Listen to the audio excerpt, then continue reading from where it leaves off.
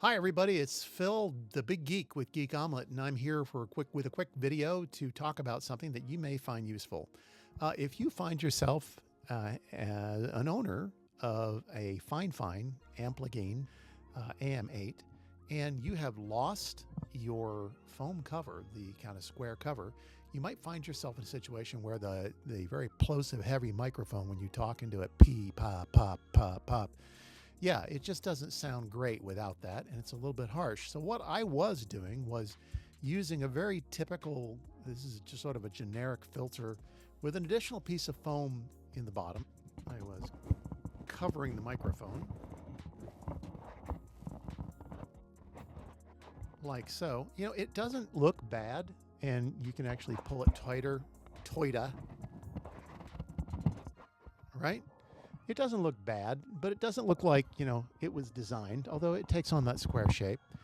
Peter Piper picked a peck of pickled peppers. So a combination of that foam and, another denser piece of inner foam works really great on this. And, this is how I've been using this microphone, and it's worked. But you know what? I wanted an actual piece of square foam, and you may find yourself in that exact same situation. If you do, and if you are, then you might have gone to Amazon and you might have taken a look at this little doohickey right here. This is the Geek Era replacement foam for the Fine AM8. But notice something here. Look how it's just sized completely wrong. It's like they say this is what it's for, but that's not how the original foam on this microphone is supposed to fit. It's not supposed to stick over the edges like it does here and like it does in the photo in the background. So clearly this is a problem. Well, in the comments, I don't know if a lot of people go down to the comments, but there are only a couple of comments, and one of the commenters said, hey, the picture quality, the marketing photos are completely wrong. So I went ahead and I ordered, and here they go. They came in. I just tossed it to myself. Isn't that cute? I got a 2-pack of these, this 2-pack, although it comes in a brown box, not a white box like they're showing here. And there's not a white box on the inside, but you do get 2 of these. And so I thought, maybe if you're in the same situation I was and you're looking, to get a piece of replacement foam, how do these things work? Do they work? If you don't want to jury rig it like I've got here, or jerry rig it. So let's go pull this off. All right. So again, it's a super bright microphone when there's no foam on it, and it's very plosive heavy. It's not as bad as some microphones, but it's plosive heavy. So one of the things I read about this is that, it actually sticks out a little bit beyond the edge, which gives you a little bit more air gap. But what it does is it forces your mouth a little bit further away by putting a gap there. So I put that on. Here's the first thing. Look.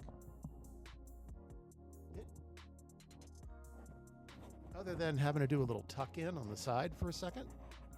There we go.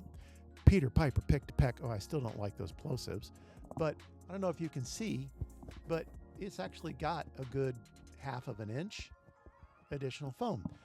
Peter Piper, it doesn't really soften the plosives much though, but I know what I did when I was using this. I have this kind of really thick high density foam because I have a foam kit. Whenever I come across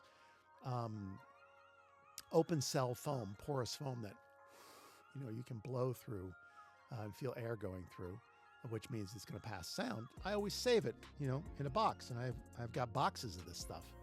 And so I thought, well, what would happen if I go from this to putting a piece of my nice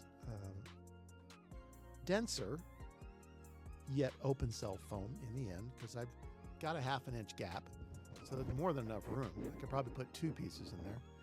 Peter Piper picked a peck of pickled peppers, and voila. So I've got a nice bright sound. I've got a piece of foam that actually fits the dimensions of my microphone.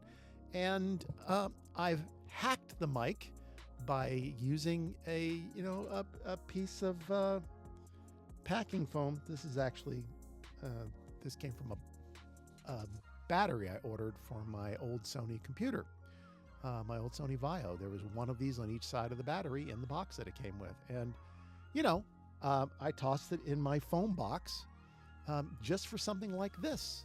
So if you are in the need or you were thinking about getting the Geekria foam 2-pack from Amazon, but you didn't like the really very poorly done marketing photos that show these things way over the sides of the microphone, not at all like they're meant to be, but you're looking for something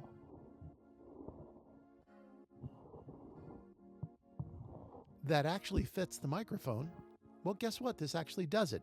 And with a little bit of, hacking the mic, putting a little tiny piece of high density foam, you can use all kinds of foam as long as it's open cell in there. I solved my plosive problem.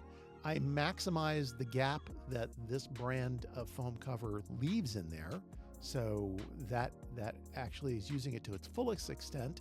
And I practically eliminated my plosive issues with this microphone. In fact, I love the way that this mic sounds with this cover and my hack. So got to get out there, got to hack the mic. If you're in the market and you're thinking about this Geekria 2-pack, honestly, it would have worked fine on its own. I would have just, taken a little bit of access like I have it right now and not talked directly into it. But what's nice about this now is that if I want to put it directly in front of me, because I don't have to worry about plosives anymore with my little foam addition in here, you can do the exact same thing. So, hey, I call it hacking the mic. That's what Geek Omelette, we're all about. We're all about real world hacks. So go out, hack your own mic. This is Phil, the Big Geek, with Geek Omelette. Go create.